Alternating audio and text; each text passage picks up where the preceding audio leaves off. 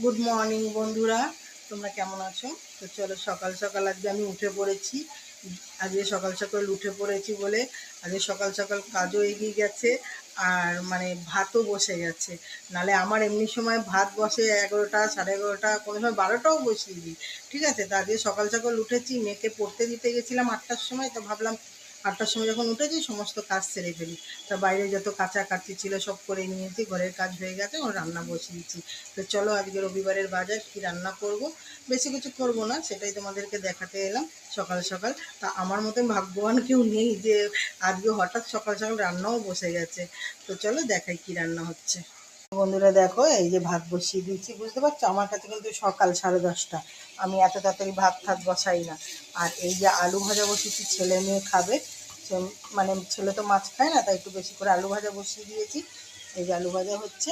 আর এই যে তোমাদের মেশে সব কাটা পোনা নিয়ে এসছে, আজকে কাটা পোনার ঝোল হবে।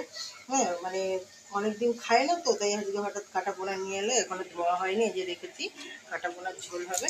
আর হবে মাছের মাথা দিয়ে এই পুঁই শাক। অনেক দিন খেতে ইচ্ছা করছে যে মাছের মাথা দিয়ে পুঁই শাক খাবো, তাই কুমড়ো আর পুঁই শাক নিয়ে এসছে।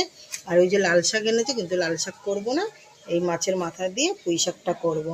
তো চলো বন্ধুরা, আজকে এই অবধি মেনু। আর ডাল, ডাল করবো, হয়তো ডাল লাগেই, ডাল করবো। আর ডালের সাথে ওরা আলু ভাজা দিয়ে খেয়ে নেবে। এই হচ্ছে আজকে মেনু। তো চলো সকাল সকাল বসিয়ে দিচ্ছি রান্না। যেহেতু সৌভাগ্য রান্নাবাড়ি করে তারপরে বসে শুনে কাটিয়ে দেবো। তো টাটা বন্ধুরা, সুস্থ থাকো, ভালো থাকো।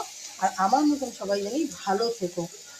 আমি যেরকম ভালো থাকি সেরকমই থেকো। টাটা।